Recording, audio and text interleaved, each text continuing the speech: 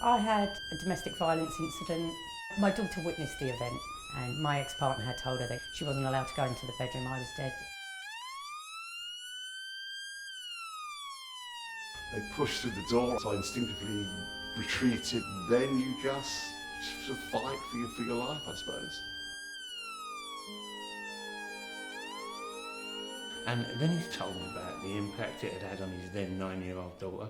He just told me the whole crappy existence, what happened, you know, the whole thing and how much it impacted on him. And I thought, man, I didn't realise, because I'd never spoke to anyone like this before. Suddenly, the penny started to drop. How many people were being affected by my selfishness?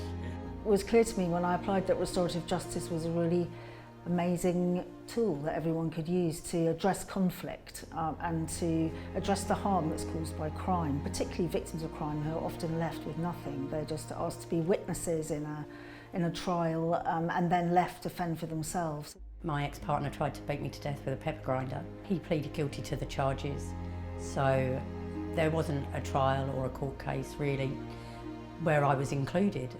There was a knock on the door. I went to open it. 4 men burst through and started beating me. And the police came after 8 minutes of me being beaten. After the incident, my whole world had been changed. It had been shattered completely. Effectively, my daughter lost her mum. She was 8 years old. She became my carer. I lost all hope, self-esteem, self-worth. It was horrible. With an attack like this, at least, you are asking, why were they attacking me? What were they doing it for? You have lots of unanswered questions. I felt terrified. I felt I was going to die. My daughter was the most traumatised. She was in her bedroom with the door shut, hiding under the bed. So that, of course, was the most traumatic because all she had was the mental images and the memory of the sound. So she found it very hard in the weeks and months after the attack. She, in fact, moved out.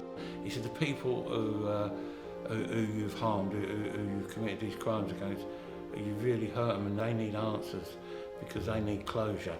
After the restorative justice meeting that happened some 18 months later, I think, after that meeting, she returned back to the home, so it demythologised the attacker and helped her hugely.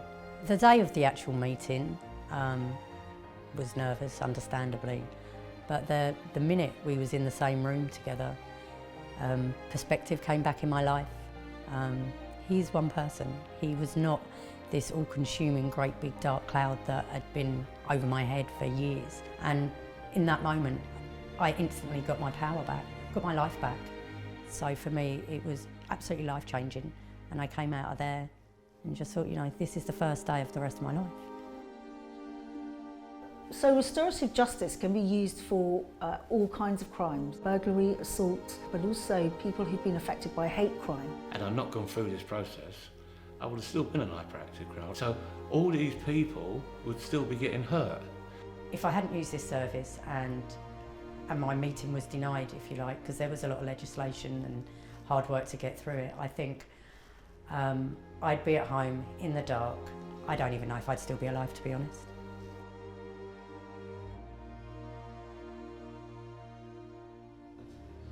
Why Me stands up for victims.